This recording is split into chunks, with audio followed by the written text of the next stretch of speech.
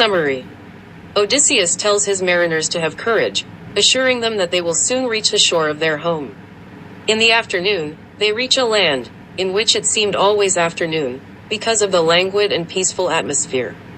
The mariners sight this land of streams, with its gleaming river flowing to the sea, its 3 snow-capped mountaintops, and its shadowy pine growing in the vale. The mariners are greeted by the mild-eyed melancholy Lotos-eaters, whose dark faces appear pale against the rosy sunset. These Lotos-eaters come bearing the flower and fruit of the lotos, which they offer to Odysseus's mariners. Those who eat the lotos feel as if they have fallen into a deep sleep. They sit down upon the yellow sand of the island and can hardly perceive their fellow mariners speaking to them, hearing only the music of their heartbeat in their ears.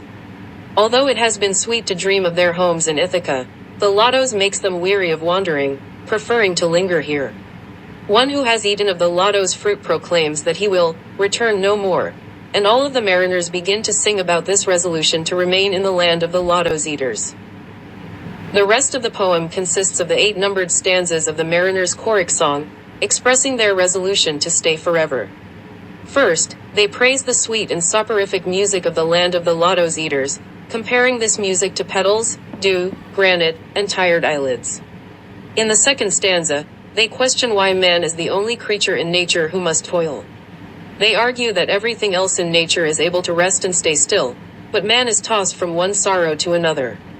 Man's inner spirit tells him that tranquility and calmness offer the only joy, and yet he is fated to toil and wander his whole life. In the third stanza, the mariners declare that everything in nature is allotted a lifespan in which to bloom and fade. As examples of other living things that die, they cite the folded leaf, which eventually turns yellow and drifts to the earth, as well as the full-juiced apple, which ultimately falls to the ground, and the flower, which ripens and fades. Next, in the fourth stanza, the mariners question the purpose of a life of labor, since nothing is cumulative and thus all our accomplishments lead nowhere.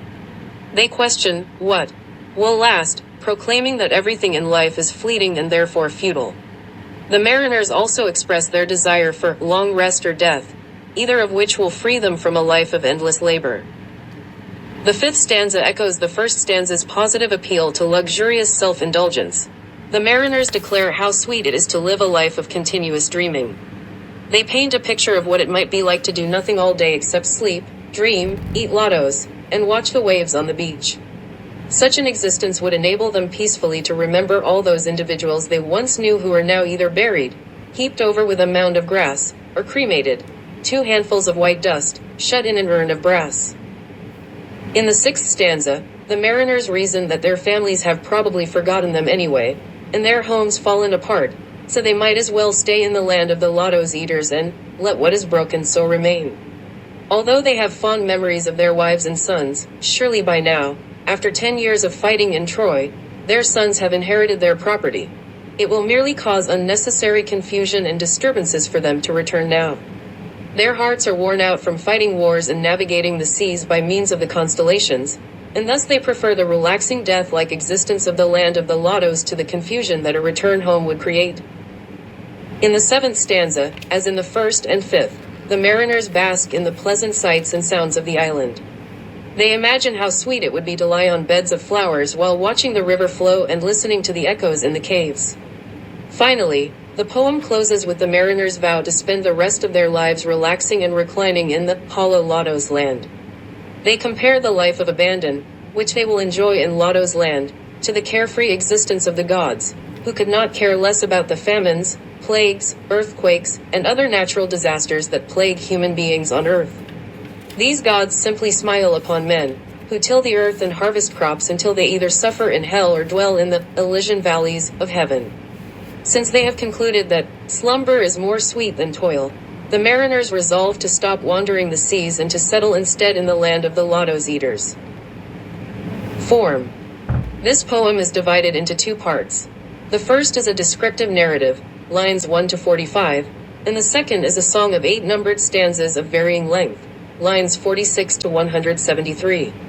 The first part of the poem is written in 9-line Spenserian stanzas, so called because they were employed by Spenser in the Faerie Queene. The rhyme scheme of the Spenserian stanza is a closely interlinked ABABBCBCC, with the first 8 lines in iambic pentameter and the final line in alexandrine, or line of 6 iambic feet. The choric song follows a far looser structure. Both the line length and the rhyme scheme vary widely among the 8 stanzas. Commentary. This poem is based on the story of Odysseus's mariners described in Scroll Lakes of Homer's Odyssey. Homer writes about a storm that blows the great hero's mariners off course as they attempt to journey back from Troy to their homes in Ithaca. They come to a land where people do nothing but eat lotos, the Greek for our English lotus, a flower so delicious that some of his men, upon tasting it, lose all desire to return to Ithaca and long only to remain in the land of the lotos. Odysseus must drag his men away so that they can resume their journey home. In this poem, Tennyson powerfully evokes the mariner's yearning to settle into a life of peacefulness, rest, and even death. The poem draws not only on Homer's Odyssey, but also on the biblical Garden of Eden in the book of Genesis. In the Bible, a life of toil is Adam's punishment for partaking of the fruit of the tree of knowledge. After succumbing to the temptation of the fruit, Adam is condemned to labor by the sweat of his brow. Yet in this poem, fruit, the lotos, provides a release from the life of labor, suggesting an inversion of the biblical story. Tennyson provides a tempting and seductive vision of a life free from toil. His description of the lotos land rivals the images of pleasure in Milton's L'Allegro and Marvell's The Garden. Yet his lush descriptive passages are accompanied by persuasive rhetoric. Nearly every stanza of the choric song presents a different argument to justify the mariner's resolution to remain in the lotos land. For example, in the second stanza of the song, the mariners express the irony of the fact that man, who is the pinnacle and apex of creation, is the only creature made to toil and labor all the days of his life.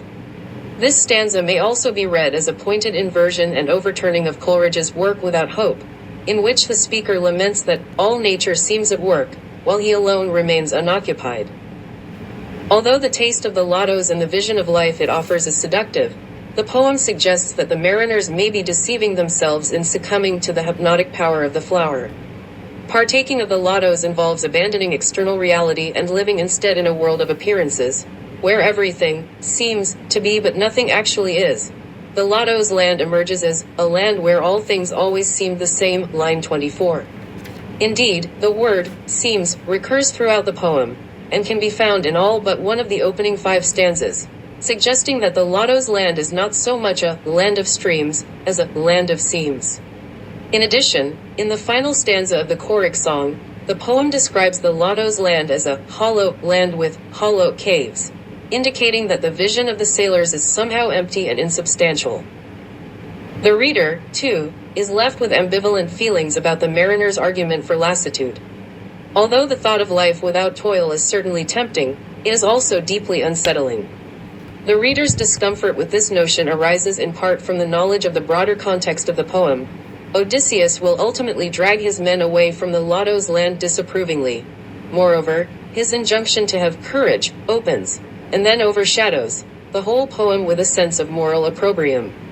The sailors' case for lassitude is further undermined morally by their complaint that it is unpleasant to war with evil, line 94, are they too lazy to do what is right?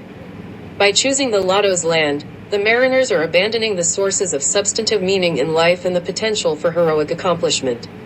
Thus, in this poem, Tennyson forces us to consider the ambiguous appeal of a life without toil.